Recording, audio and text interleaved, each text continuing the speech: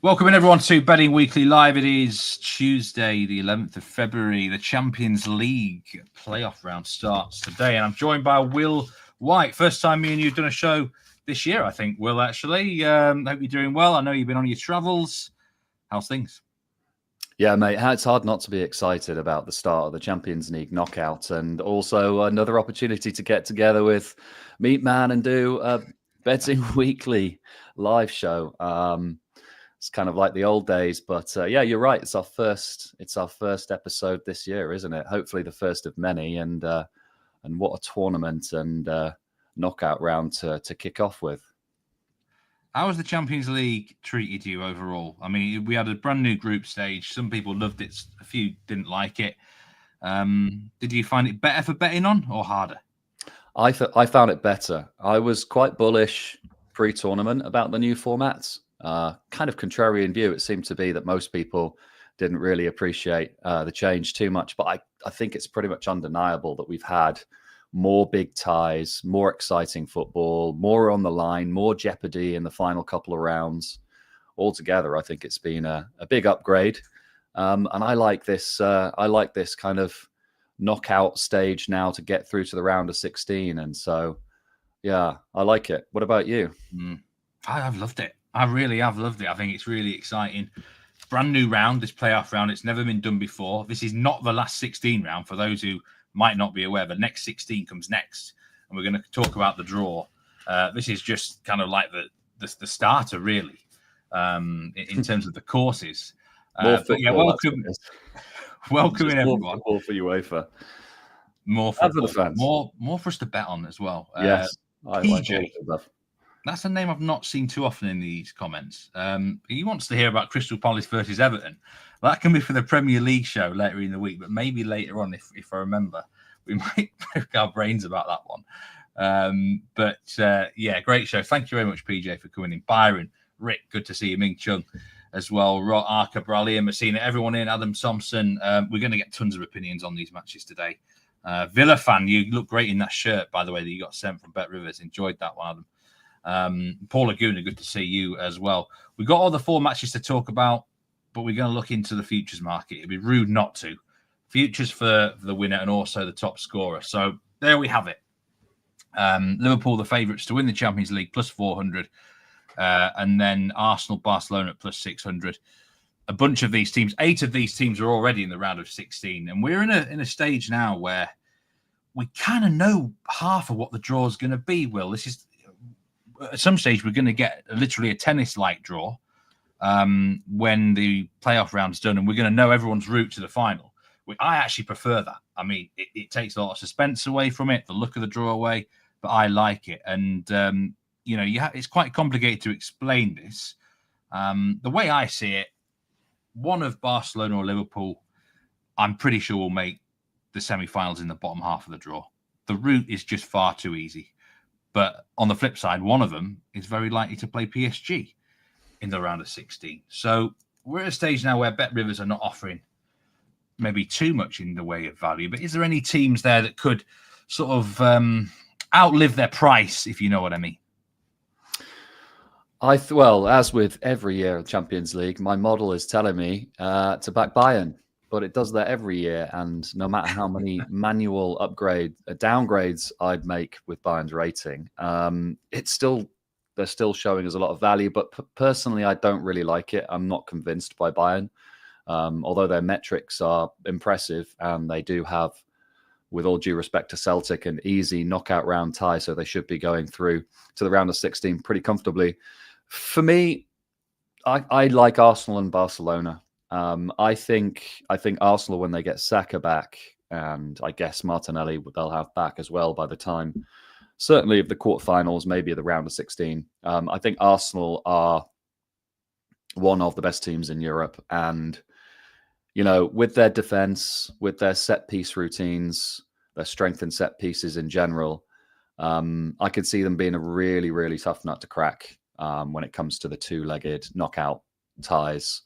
And then with Barcelona, yes, I'm biased, but generally I do like to think that I can think with my head over my heart when it comes to Barca. But I think they've got the best midfielder in the world in Pedri. I think they've potentially got one of, if not the best wide player in the world in Lamine Yamal, and then Rafinha's also right up there, and then one of the best strikers in the world in Lewandowski. I look at their squad, I look at the way that they've dominated Real Madrid twice already this season, and I think they're dangerous. They're definitely the most dangerous team in the draw. And so, Liverpool are short. If they get the easy side of the draw, they'll probably shorten even more, and deservedly. But like you say, 50-50 chance that Barca get that easy side of the draw. And so for me, Barca and Arsenal. And then there are the kind of typical outsiders that are, in fashion at the moment. The Inters, the Atletis, the PSGs in particular. Those are also interesting. But for me, Real Madrid too short. Bayern probably about the right price given my model loves them and me not so much. But Arsenal and Barca from the favourites. And then, take your pick out of PSG, Inter. Probably not Atleti for me, but PSG and Inter are the most interesting of the outsiders for me. Yeah, I do have an outright ticket on Bayern Munich, and I don't really know how I feel about it right now.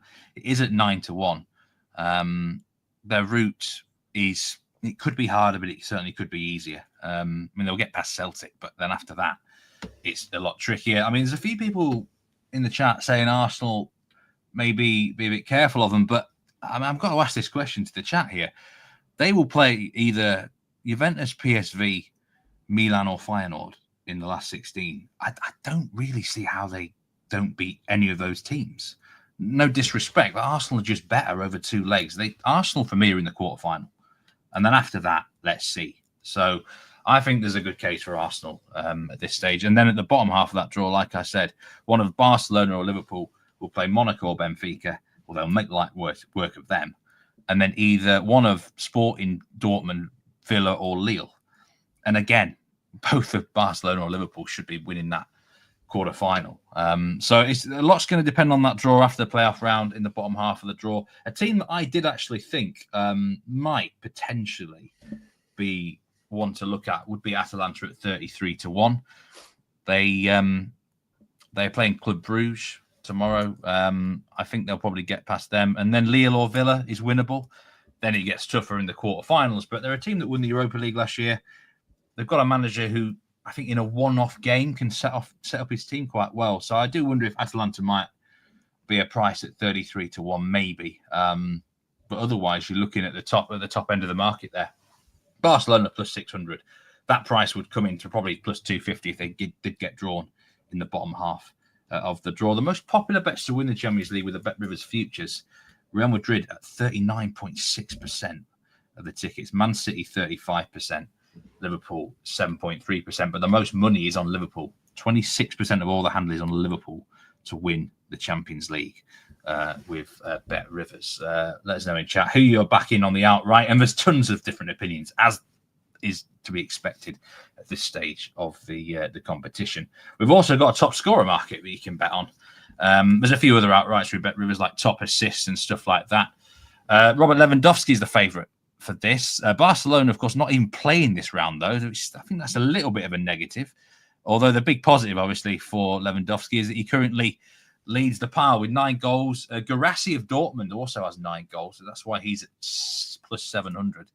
Rafinha's got 8 goals, Vinicius on 7, and then there's a bunch of players on 6 goals here.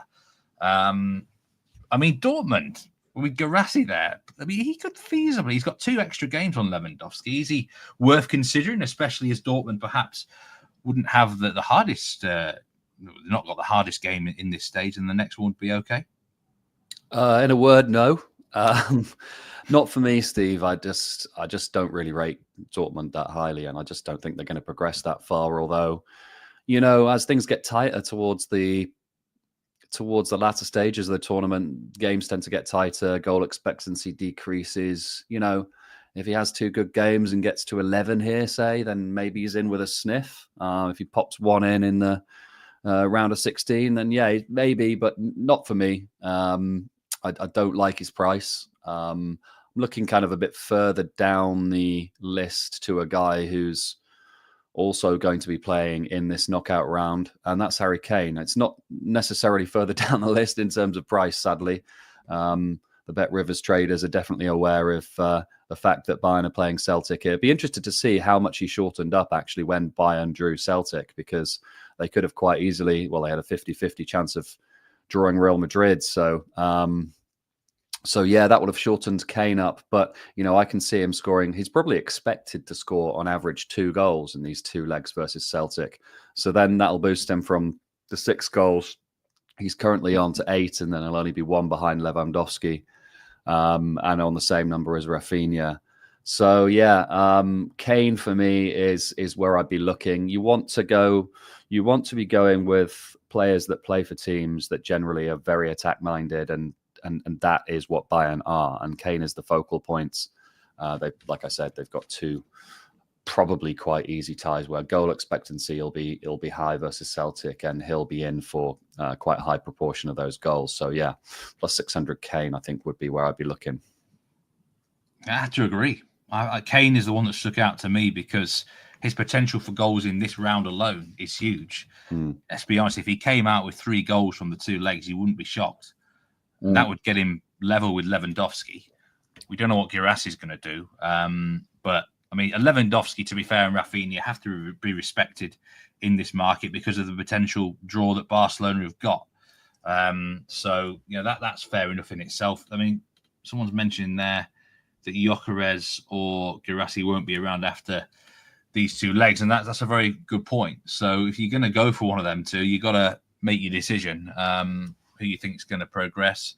Although it gets harder as the rounds go on. But anyway, yeah, there's plenty of futures markets you can bet on. Also, we can bet on the teams to qualify into the last 16. But 4 matches. Predominantly, this show today is about these 4 matches, as all the live shows are. We start with the early game, Brest PSG, which gets kicked off in about an hour and a half. Juventus PSV, Sporting Dortmund. And then a huge clash at the Etihad Stadium, Manchester City against Real Madrid. Brest against PSG. I mean, we would have got fairly big odds of this being a match at this stage at the start of the competition. No one expected Brest to even get in the top 24, and I think most thought PSG might get in the top 8. So, yeah, it's a bit of a surprise, but PSG, massive favourites. I personally think they've really looked out here. Nice draw for them. Really nice draw. They know all about Brest. No surprises here. I think one of Brest's biggest weapons has been their unpredictability. Teams underestimating them, not really knowing what they're about. But PSG, no problems there. Minus 335 on the money line to win leg 1. Brest at nearly 10-1. Match played at a neutral venue, of course. Very hard to see beyond, certainly PSG over the 2 legs. What about in this first leg today, though, Will? Where's your money at? Yeah, certainly a tough ask for Brest, isn't it? These 2 played each other actually 2 weeks ago domestically in Brest. PSG won 5-2. This match has been played at neutral venue in Guingamp. Actually looks like the pitch might be extremely ropey for this matchup, Steve. I don't know if you've seen the videos going around on socials, but the pitch looks a little bit icy, a little bit bumpy, a little bit patchy. Probably won't suit PSG very much, and probably why the goal line here is 3 and not 3.25 that it was 2 weeks ago in Brest proper. So, and the market's also probably speaking a little bit to this belief that knockouts equal cagier matches and lower goal expectancies. And actually, if you go back and look at the stats, this is quite an unbelievable stat, but 14 of the last 16 first leg of what used to be the old round of 16 knockout ties, 14 of the last 16 have gone under 2.5, Steve, which is an incredible stat. And frankly, has scared me off quite a few of the overs this round, because I was very tempted by the over 3 here. I was very tempted by another over that we'll talk about later on in another match. But, that stat has put me off a little bit. I mean, at the end of the day, Brest are just no match for PSG. They're actually, if you look at the underlying data, 14th best team in Ligue 1 this season, which is quite shocking. Negative XG supremacy per 90 minutes. PSG have an XG supremacy domestically of 1.68 goals per 90 minutes, which is astronomical. I don't know how Brest are going to be competitive here unless PSG are kind of happy to keep it tight in this first leg. But the only real suggestion I've got 2 suggestions. One would be if somehow PSG drift into the minus 1.25 line here pre-match, sometimes the syndicates will come in and like to oppose these big teams late in the final hour before kickoff. If you can get minus 1.25 at something reasonable, minus 120, minus 110, would not put anyone off that. And then shots on targets. Brest did have 7 of them 2 weeks ago in that 5-2 loss. I think Ludovic Ajorc had 2 of them that day, and he's minus 108 here to have 1 or more shots on targets. That is 1.5 hours before kickoff right now, so it should be a fairly solid price. I would not put anyone off that. Yeah, I mean, this is a really interesting match. There's a lot of people putting in here over 2.5 goals. As York, he's an absolute pain in the arse, to be honest. I would hate to face him. He's just this target man, big lad, makes a huge nuisance of himself, difficult to shake off, set piece threat, and good old fashioned sort of centre forward. Really, there's been money for PSG. The minus 1.5 handicap for them was around about plus 110 a few days ago. It's, I think, minus 110 now. Yeah. There's been a big move, drift on both teams score yes, which was around about minus 140 predominantly in the kick, maybe even shorter. It's now minus 114. And I think there's a case for both teams score yes here based on how Brest have faced PSG in the last few years. Even in the same manager matchups, they've generally given it a good shot again. Well, a good shot. Sort of, they've tried to play them mano a mano a bit, and it hasn't really worked out. I think they've lost a ridiculous something like 17 of the last 18 head-to-head meetings. But they did draw 2-2 against them in a match in the last couple of years. I mean, that 5-2 match doesn't bode well for Brest at all, really. So it's going to be interesting how this goes. But I think there's a case for both teams score yes. I like the over. I know the pitch is a dodgy one, but PSG, you mentioned that, are they going to be happy to sort of be content with like a low-scoring win or even a draw? I don't think they are. They seem very ruthless at the minute, Will. They could have taken that draw at Stuttgart, and they didn't. They blew them away. Blew Monaco away, blew Brest away recently. It's almost as if they're in sort of a mode where, like, we want to show what we're made of here. We want to make a statement. Yeah. It's not very Luis Enrique, is it, to kind of go in with that attitude? I've seen actually Dembele being mentioned in the comments. I saw the comments about Ajorc, by the way. Yeah, the over 1.5 shots, the over 0.5 shots on target. I think they're both interesting. Dembele is interesting. He's on fire. Luis Enrique's really got him pumped up, and he's plus 110 anytime. Seems decent. But yeah, everything you're describing, Steve, I agree with. Like, this just seems like a game where there should be lots of goals, and You've also got to fancy Brest to score, right? Given the fact that they played each other a couple of weeks ago, finished 5-2. Brest scored twice. They had 7 shots on goal. I mean, yeah, the only 2 things that are holding me back are the one that stat from the round of 16 first knockout games, 14 out of 16 finishing under 2.5, and the pitch. It's like which side of the fence are you on when it comes to all of the narratives that we've just described, and then that stat and the pitch. It's not enough for me to pull the trigger on the over, but are you going to be pulling the trigger then on the clean over?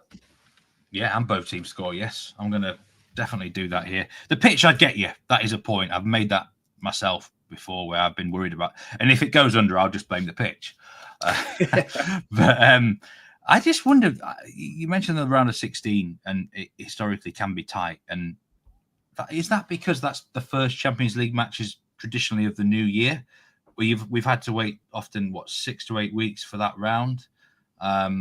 It's been different this year. We've had 2 more group games. It's the first ever playoff round, so I'd like to sort of almost start from scratch a bit with the trends, because it's a new thing. I get where you're coming from, but we might get a round which is wide open. We don't know. We don't know. Let's see. What are you all betting on? I mean, Dembele, I couldn't bet on him at minus money to score a goal in a champ. I mean, I know he's been doing really well recently, and there's been suggestions that maybe now he's starting to peak to his true potential at 27 years old. But there's no way in a big game I would ever back him to score. Is this a big game? Maybe not. So maybe he can deliver the pressures off. Would I back him in like a semi-final or a final for club or country? not a chance. I wouldn't trust him in that instance. But he is, in great form of late. Where are you on Dembele? Yeah, he's an enigma, isn't he? I mean, I feel like every couple of years we start saying, oh, Dembele's finally showing his true potential, and then invariably he goes through a very dry patch, and things really go in the other direction. But yeah, he's not predictable, and not somebody that I'd necessarily want to rely on putting my hard-earned behind. But it really is price dependent. I think if you're getting plus money, go for it. If you're getting minus money, then no, not so much. The referee is a Bosnian referee. He averages 2.8 cards in the Champions League this season from 5 games, and his career average is quite low as well. In general, only around the 3.38 mark. So quite a lenient referee in the middle. We might not see that many cards here. Does have a decent penalty ratio, though. Penalty to be awarded is plus 175, which is pretty short. So I think the traders are looking at his stats here. Weather 5 degrees and cloudy. To qualify for the next round, PSG minus 2,000. Brest as big as 7-1. To qualify, give me a correct score prediction for the first leg, Will, and who's going to go through overall? I'll go 3-1 PSG, and no surprises for the PSG to go through. Yeah, PSG definitely make it through. And 3-1 was exactly my score as well. So I'll go 4-1 tonight. I think PSG make a statement and get it done in the first leg. Yeah, a few saying that Dembele is better because he's now in that sort of number 9, false 9 position. Fair enough. I mean, it's a tweaker position. Luis Enrique has had, 18 months to get to grips with him now. So you would hope that maybe he's making something happen that way. No surprise with the betting splits here. 97% of the money, 94% of the tickets are on PSG. But only 56% of the money is on the over. So there has been under money for this game. I said that before. The unders have been backed in. Let's see if that continues towards kickoff or not. There's an hour and a half to go, less than half an hour now to go before that kickoff at the Stade Rue de Rue. Second match on the list, Juventus against PSV. These two teams met already in the group stage. Juventus won the fixture 3-1. Dominated it, really. It was one of the early games. I think it might have been round 1. Juventus at minus money, but generally there's not been much movement here in terms of the money line. There has been money for the over today. Over 2.5 goals is minus 129 now, and it was knocking on the door of the even money mark heading into this week. Can you just talk about the overs move first? Can you see why that might have happened, Will, or not? Because Juventus are a weird side. I wouldn't ever really feel comfortable betting on the overs with them. Yeah, I can see why there's been money for the overs. Following Serie A markets, Juventus have switched from being a team where you'd see incessant money for the unders to now a team where you'll see money for the overs. And there's been a shift. And I don't know why. Maybe it's because their likely back four is going to be Weah, Gatti, Vega, and Kelly. Lloyd Kelly is their projected back four here, which is very different from the beginning of the season. Maybe it's because of that. Or maybe it's something to do with PSV, who are certainly on the higher side of goal expectancy and kind of attacking intent. But verging on this being a potential bet on unders for me, actually, given the move for over. I'll give it a bit longer and see if that 2.75 line becomes consolidated, like minus 110 on the under 2.75. That would be a bet given the stats I was talking about earlier. But I also lean Juve as well. I kind of like Juve here. I know you do too, Steve. But these two played in the group stage. Juve were minus 3/4 that day, 1-3-1, and they're minus a half here, albeit with that very dodgy looking back line. And Motta said something about Coop Miners as well in his press conference. It's making me think that Coop Miners is not going to start, and I think he's a key piece for him. And I'd be concerned that maybe Weston McKennie plays there instead, and that for me is a massive downgrade and would probably be enough to put me off Juve. So kind of on the fence. It's probably under 2 3/4, and for the shot on target fans out there, there are two that just look astronomical value. I'll quickly mention them. Luke de Jong, PSV, main man, minus 124, which just seems very, very generous given money's come for the overs. He averages 1.02 shots on target per 90 in the Champions League. And this Juve defense, as I said before, is very makeshift. And then Nico Gonzalez is the one, I think, for Juventus at minus 117. He averages an astronomical 1.37 shots on target per 90 this season. He may not start. I think he will. But those are the two. And then under 2.75. So, yeah, a bit kind of opposing views, right? If you're on the unders and then you're also on overs and the shots on target. But three things, even if they do point in opposite directions, can be value at the same time. And those are the three that I'm interested in. I'm just wondering, Will, what odds would Juventus have to get to for you to make them an absolute definite bet where you'd be like, you can't refuse it? Because that's an interesting one. I think there'll be a lot of people in chat here who actually think they're going to win the game. Just forget odds for a minute, predicting it feels like Juventus will win. Then we've got to work out what is actually a good price to back them at. And at the minute, I think it's borderline. It's right on the borderline where you could take them at minus 114. And I don't think you'd feel too bad about yourself if that lost. You'd think you'd maybe get in an okay price, but it's not amazing. If it was evens, I think I'd be a lot happier. If it was plus money, yeah, then I'm definitely looking into that territory because, I mean, I just believe that they will be more attack-minded than normal. They draw a lot of games. I think the general consensus is that you've got to take an advantage back with you in these type of matchups. And PSV, they never fully convinced me with Peter Bosz. I think there's a case now that they're not as dominant as they used to be domestically. Are they even the best team in Holland anymore? Probably still, but I think Ajax are closing the gap. And I don't think Peter Bosz learns his lessons either. I don't think he'll change anything from that first matchup. They are a difficult team to handicap in Europe because of domestically they're so dominant at times, in my opinion. But I think the 1-0, 2-0 is in play here. I think if you offered both teams now 1-0 Juventus win, I think they'd take it, which in itself I think has appeal for the home win. I don't think PSV would go searching for that second goal. Sorry, the equaliser, as much as it's in a normal game. So I think it's a lean for me at minus 114. It would definitely be a better evens. What about you? Yeah, I kind of agree with your line of thinking. It reminds me of when Juve played Stuttgart at home in the group stage. And that's exactly what I was thinking is, when do I bet Juve? And they drifted and they drifted and they drifted and they drifted. They went off some ridiculous price, maybe plus 130 or something. And I backed them a little bit earlier than that and was kicking myself for getting on at plus 120 and they went off plus 130 and then they lost the match. And I've still got a bit of PTSD from that match here, but albeit I would say Stuttgart are a better team than PSV. So I'd be slightly more confident here. But yeah, if they get plus money, maybe, but then it's probably a lot about the team news. Like if Koopmeiners doesn't start and that defense I said earlier, lower confidence. So wait and see team news. If Koopmeiners starts, let's go on at even money.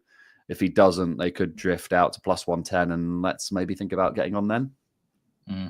A few mentioning Randall Kolo-Muani, who's come in on loan to Juventus. Of course, he started really well. He's plus 170 to score any time in this match today, which would, I think, have certainly appeal. I've got him written down here as certainly a player prop possibility. Again, you imagine he probably will start. PSV have got injury problems. Pepe, Tillman, Dest and Fofana questionable. They're not exactly in brilliant form. They couldn't beat Villentoué as a 1-10 favourite at the weekend. That was minus 2.5 on the handicap. Doesn't mean anything because they might have been looking ahead to this game, to be fair, but they're just not as convincing to me, PSV, at the minute. Just looking through the comments here, Bakayoko over 1.5 shots, says Effie, Brilovsky and Muani surely scores here, says Joe Bamba. Gianeppi doesn't think the Juve defence can hold the PSV forwards. Interesting comments on there. Does anyone think PSV will avoid defeat out there? That's a good question to ask. The actual percentages of the money here, 90% of the money is on Juventus money line. 86% of the over-under money is on the over surprises me a little bit. It really does. I just think that one is.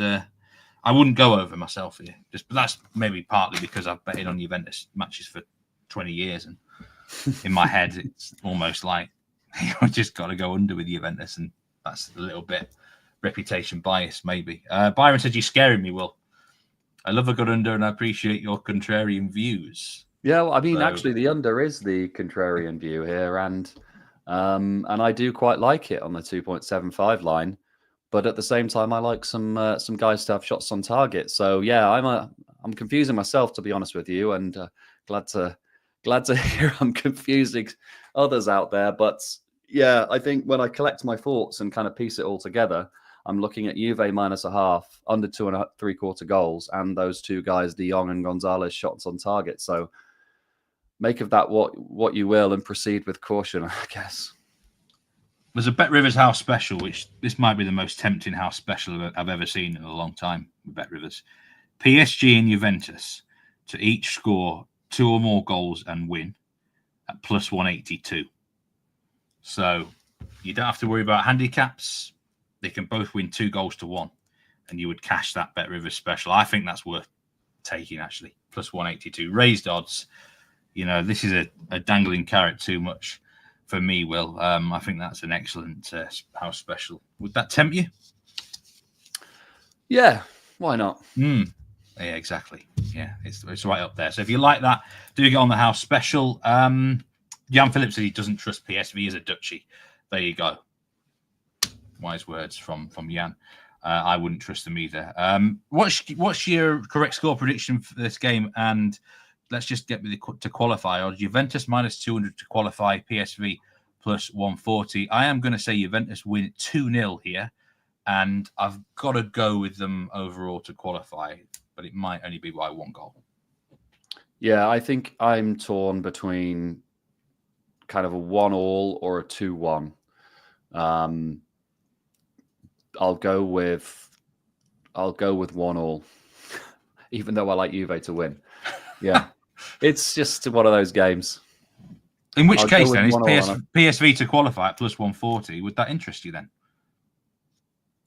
Probably not. Although that probably is the right side at the same time. Like, I'm not backing Juve to qualify at -170, whatever they are. That's, yeah. I mean, gun to head, I'd have to go with PSV +140 to qualify if I had to back something. Yeah, the winner of this tie will play Arsenal or Inter Milan. I don't really see either of them getting close to those two in the next round, but you never know.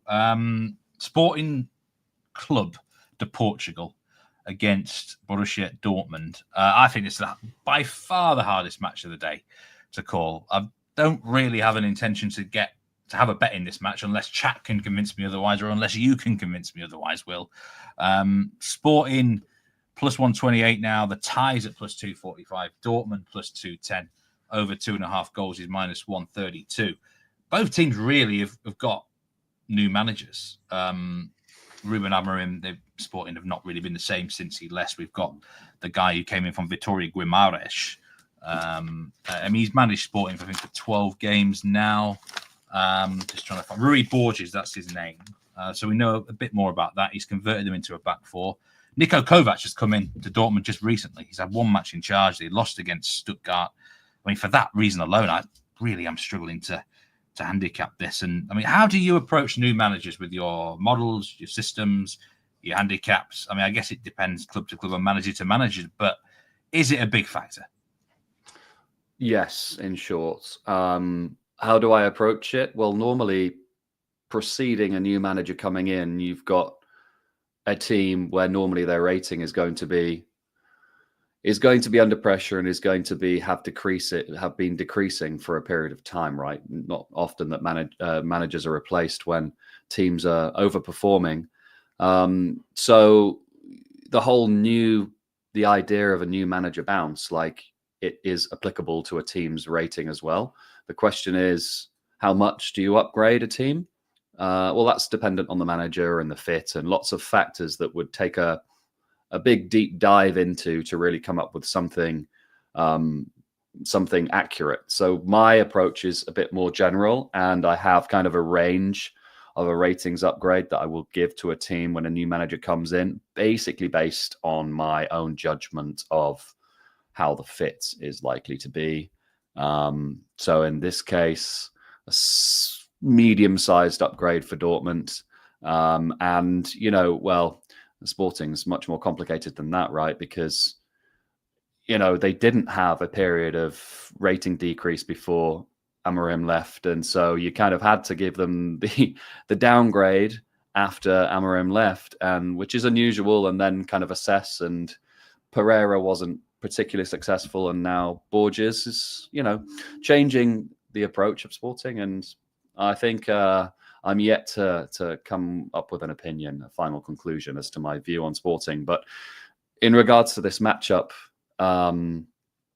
normally, instinctively, I would be with Sporting Lisbon here, -1/4. Dortmund are poor away from home traditionally. Sporting are strong at home traditionally. But a few things are putting me off. I think, first of all, Kovac is kind of more known to be slightly more defensive-minded, and who knows, he might get this Dortmund squad a bit more defensively sound and organised. They've had no clean sheets in their last 13, which is insane. Whether he can turn it around quickly enough, I'm not so sure. But the more important issue is the team news out of Sporting. Gyökeres is questionable. Captain, I don't really know how to pronounce this, but Hulsmund? Is it Hulsmund, Steve? Do you have any idea? Well, that's good enough for me. It's a really tough one, Hulsmund. And then Morita, he's out suspended, and Morita is also doubtful. So they could be decimated right down the spine. Interestingly, what? I can't remember what I was going to say, what was interesting. But yeah, I mean, I wanted to back overs here. But Kovac and the stat about the 14 out of 16 under 2.5s has put me off. So my plan is, if Gyökeres and Morita start, probably back Sporting -1/4. If they don't, then try and figure out exactly how bad the Sporting lineup is without them and see how far they drift. And might back Dortmund +1/4 if those guys don't start. But then, all over the place again. But let's say fancied overs. And if the line gets to odds against on the 2.5, given the move for the unders, it probably is time to bet like men there. Are we allowed to say, we are allowed to say bet like men, are we, Steve?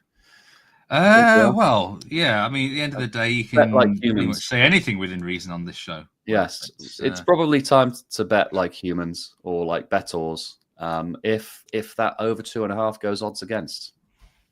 Do you know what? I was out in Portugal last week, and I was at a bar and a few times, and one of the senior managers there was a big Sporting fan, so we obviously got chatting. And he gave me the full lowdown in them. And he reckons this new manager, Rui Borges, he's quite defensive, known for being patient. From what I saw of Guimarães, I think that was the case. 6 out of 11 of his matches have gone under 2.5 goals since he took charge. Just 2 out of 11 over 3.5. So the two, if you get on the under 2.75 line, which has been backed in, I think that would make sense. A few suggesting that Kovac is going to be more defensive-minded, and you were suggesting it as well. Maybe this could be an under, and that's why, under 2.5 goals was +120. It's now +106. So that's where the money is. And also there's been a drift on both teams' score, yes, from about -200 to what is now -167. So I think this could well go under. Could be a tight game. Let's see what the team news brings us. I know Gyökeres and Guirassy will be popular players to back anytime scorers here, and Guirassy +188, Gyökeres +125. Based on the stats and on paper, then yes, but he has been carrying that knock recently. Yeah. So even if he starts, we don't, he's not been quite 100% fitness. So I think it's a very tough game to bet on. I would lean under. This is one to wait and watch and see. I'm going to predict a 1-1 draw, I think, Will. And to qualify for the next round, Sporting +105, Dortmund -148. I've said this so many times ever since Because We Win Betting Weekly Soccer Channel started. I'm going to be against Borussia Dortmund, surprise, surprise, over the 2 legs. I don't see enough from them, even with a new manager bounce. I think Sporting can qualify. What do you think? Oof, I'm really torn. I'm going to go Dortmund then, I think. Yeah, I just think with Hulsman missing and potentially Gyökeres and Morita not 100%. Yeah, I think just about Dortmund. The winner of this tie will play either Aston Villa or Lille. We're not going to get one of those weird Dortmund runs, are we, where they're horrible domestically and they get a run going in Europe? Surely not. No. But no, I don't see it either. Let's have a look. Just some of the comments here. Getting the shot on target, says Jan Philippe. He likes Sporting tie, no bet. Marco, we're coming to the Man City match now to finish the show off with. Elijah says Sporting win. But Hulman will be a big miss for Sporting, says Drago Ivanic. Paul Laguna, is the 0-0 detector on for the Sporting game? Don't know about that. I think an under could be on the card. So maybe it's quivering, Paul. Maybe it's quivering a little bit. Not too entirely sure. Just looking at the data for the game on the Bet Rivers, 67% of the money's on Sporting Club, 91% of the money's on the over. But in terms of the money line and there in tickets, it is pretty split. I thought it might be completely 50-50 because I think Dortmund would be more of a public play just on name, really. Big club. So, yeah. Let's have a look then at the final game, the biggest game of the day in the Champions League. Man City against Real Madrid. Wow, who thought this was going to be a playoff match round? One of them will be getting knocked out. That we do know. Manchester City have been backed in all day, minus money favourites now to win the first leg, minus 105. Real Madrid plus 240, the tie plus 300. Over 3.5 goals is plus 114 now. I mean, I just cannot see anything other than a shootout and a goal frenzy here. I mean, the main reason that Real Madrid have been drifting here is I mean, it's the team who surely will with this defensive catastrophe for them at the back. But Manchester City now at minus money. I mean, how far have they fallen on your ratings this season? Well, yeah, we've spoken about this quite a bit. I feel they've fallen a lot. I mean, that seems fairly obvious, although over the past 4 or 5 games, they have kind of had a little bit of a, maybe not a recovery, but they've leveled off a little bit. And I think maybe now the City negativity might be getting overdone a little bit. And it looks like the market is thinking the same. An absolute avalanche of money for City here. I managed to pick up a bit of plus 140 myself, City, when the market first opened. That was my plan. When the market opens, I want to be with City because I think most people are very, very down on City. And Real Madrid are popular, right? They're always popular. They're popular with the odds makers. They're popular with the fans. They're popular with the bettors. And it did open pretty much 50-50, not as a tie, but in this first match at the Etihad. So I got a good price on Man City. But now I'm starting to think, is the value with Real Madrid plus a half? Because it really was hard to imagine City at minus money, even when I was backing them. So, yeah, both defenses incredibly vulnerable. But at the same time, it's a very high goal line for a knockout first leg. Like as you alluded to, that Real Madrid defense, Rudiger's out, Militao's out, Alaba's out, Carvajal's out, his replacement Vasquez is out, Valverde will be at right back, Asensio, who's essentially a kid with quite a few starts behind him now, and too many will be the centre-backs.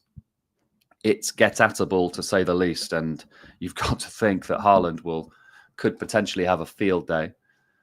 But on the other hand, that City defence against those direct transitions of Real Madrid with the likes of Mbappe, Vinicius, Rodrigo, Bellingham, that's a scary thought as well. And so naturally, you're thinking overs. I just wish the line was 3 and not 3.25.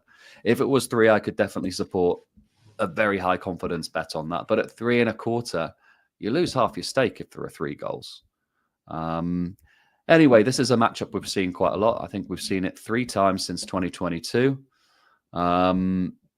6 games in total. I mean, we've got a lot of evidence here. We know what these 2 teams are about. The 2 things that look interesting to me are Vinicius Junior, anytime goal scorer, plus 190.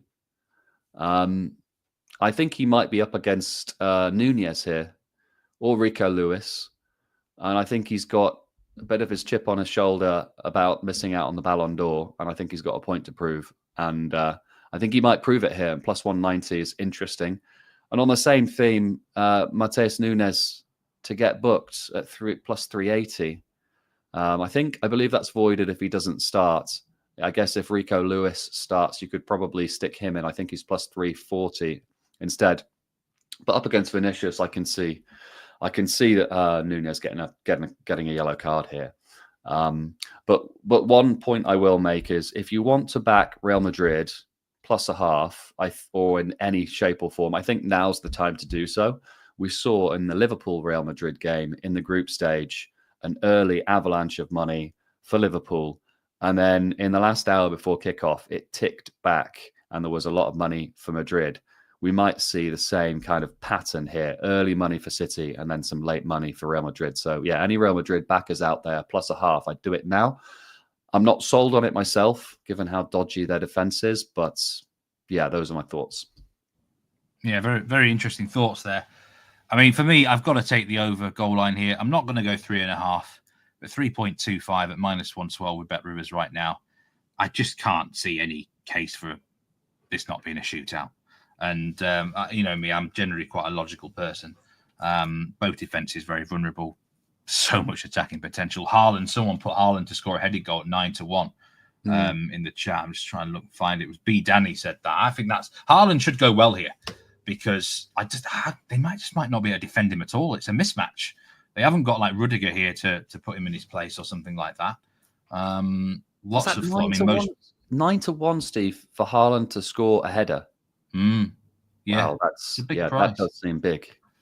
Yeah, Effie says both teams to score twice.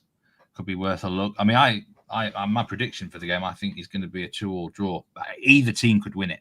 It feels maybe more of a kitchen sink game for City that they need an advantage.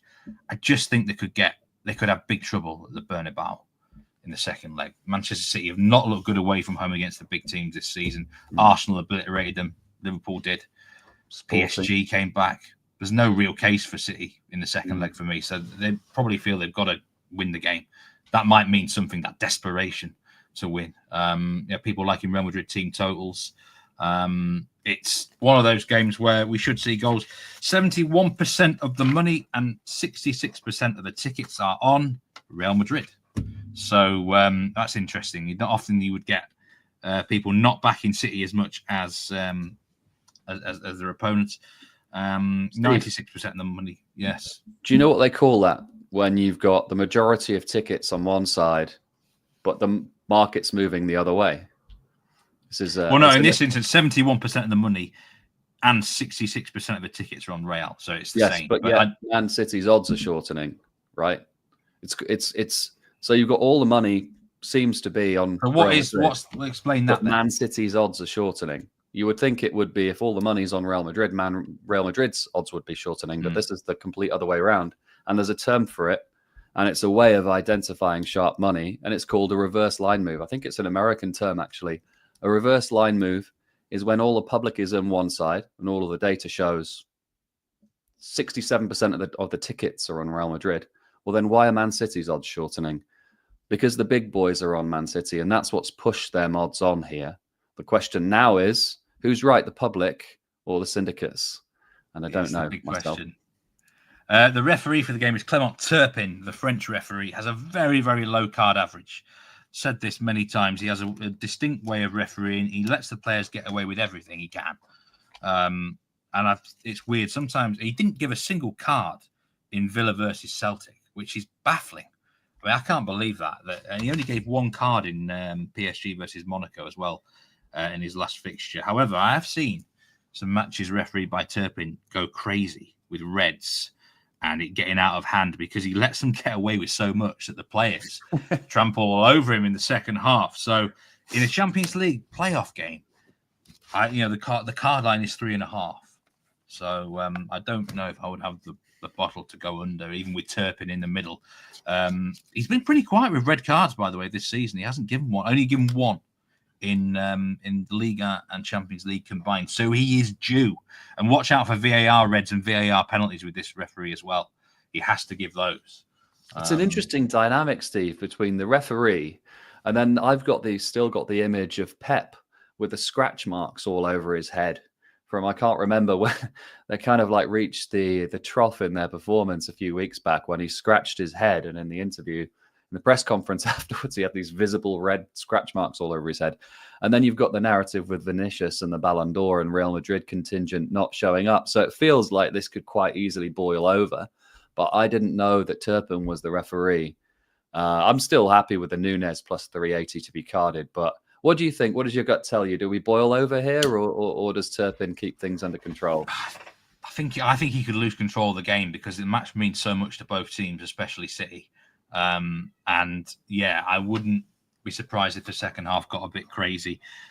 I don't think you could bet on it, but it wouldn't surprise me if he booked either manager here. He's often his cop out. He won't book a player, but he'll book a manager or send off a manager. It's an easy way out, isn't it? Let's be honest. It won't be Ancelotti, surely. He's way too cool for that. Actually, it'd be Pep with his scratch marks all over his noggin. Yeah, producer Troy makes a good point about the reverse line movement. It happened in the AFC Championship game between the Chiefs and Bills. Apparently, there. Ergo says Turpin is horrible. He does divide opinion. Like honestly, some people hate the way he refs, others love it because he sort of lets the players play a bit. Yeah, I do often get a mention with the red. He's been really quiet with the red cards, DM Punk, this season, which makes me think he's mega due. He's mega due one of those. So let's see how it goes in this particular game. House specials to mention as well: Erling Haaland or Kylian Mbappe to score the first goal, plus 120. If you like to bet on your first goal scorers, Real Madrid and Man City each to score at least one first half goal. So both teams to score in the first half, plus 205. I could see that landing, definitely. I think that's definitely another very good house special. The other one is Dortmund to score at least 2 goals and win or draw against Sporting Lisbon at plus 160. I've always said if you do, it's worth checking out the Bet Rivers house specials on the day because they'll be raised odds. If you like those markets, you may as well strike. But yeah, we will come to the prediction now. For the first leg prediction, then Will, and also to qualify for the next round, Man City minus 125, Real Madrid minus 112. It's a pretty close betting heat. Which way are you going to go? Real Madrid. Real Madrid. Yeah, I mean, I'd have to go Real Madrid minus 112. I certainly think they'll win the second leg if they have to. I think it's also the price, right? Like Bet Rivers are clearly shaded towards Man City here, and they're offering best price in the industry on Real Madrid. So I think, you just kind of have to take Real Madrid, Bet Rivers at minus 112. I mean, that's the best price in the world. And City, conversely, they're trying to avoid taking Man City money. So I'd have to go Real Madrid at those prices. I'd love Man City to win the first leg by 2 goals, actually, because I think that would almost guarantee an over next week as well. Really do. That would open it up. But I think the first leg, the 2-2 draw does stand out to me. Got a gut feeling City could nick it 3-2, Will, which at this stage you'll be quite happy with your early bet that you placed on Man City. 2-1. I'll go 2-1 City first leg, 3-1 Real Madrid second leg. There we go. 2 correct scores from Will White. The streams you can watch today, we've got the WTA in Doha, ATP Marseille, Buenos Aires, and Delray Beach. League 1 matches in England, League 2 matches in England, also Championship matches. I've not got any bet on the Championship today, but there is 5 games there. I put it on the screen. My own team, Leeds, are in action at Watford. I can't make up my mind if that's an over or an under game, Will. Really can't. The 2-0 score keeps putting in my head. Tough night of action. All that going on with Derby County, of course, in a managerial switch. Eustace coming in from Blackburn Rovers there. They are really struggling. Plus 115 favourites to beat Oxford. If you're betting in the Championship, put it in the chat or the comments after the stream. But we've banged on so much about the Champions League. We've got no time for Championship action. Will, it's been an absolute pleasure. What a breakdown that is. And we look forward to what hopefully will be a brilliant night of action. Have a good one, Steve, and best of luck to everyone out there. Yeah, let's hope for an entertaining night and a few winners tickets to cash. Yeah, I'm going to give that as my best bet, over 3.25 Real Madrid, Man City, Real Madrid. I mean, if you did have a best bet, what would it be? I think you might have talked me into Brest PSG, both teams to score, Despite the pitch, despite the trend, the drift from -140 to -112 is a little bit confusing. And yeah, I think Brest PSG, both teams to score. Early kickoff as well. Not so keen on the both teams to score on the early kickoff generally, but yeah, looks good to me. Yeah, Ludovic Ajorc doesn't need the pitch to score. He can get a goal in the air from one of these set pieces. That might be why Brest have done all right against them recently, actually, because they play quite an old-fashioned style. If it's not Ajorc, then it's a previous target man. And, like I said before, I would hate to face that. It takes a certain sort of character to deal with them. They're just annoying players. Sadly, I think Del Castillo, the lineups are out now, actually. I think Del Castillo's not in. And he is one of their key kind of wide men. I think they've still got Sema, right? But without Del Castillo, it's a slightly less attractive. But it's listed 4-3-3 on some. It could easily be two up front with Ajorc and Sema. Pierre-Lis Milou starts, one of my favourite players for cards, actually. But again, quite a lenient referee. But he's due a card, Pierre-Lis Milou. Don't know what his odds are. I need to check that. But anyway, we overran. We will see tomorrow. Me and Nigel Seeley will be previewing the 4 matches tomorrow, plus a bonus Premier League fixture. The last Merseyside derby at Goodison Park, Everton-Liverpool, is on the cards tomorrow. But until then, best of luck, whatever you are taking today. Take care. Remember to gamble responsibly. We'll see you tomorrow on Betting Weekly Live.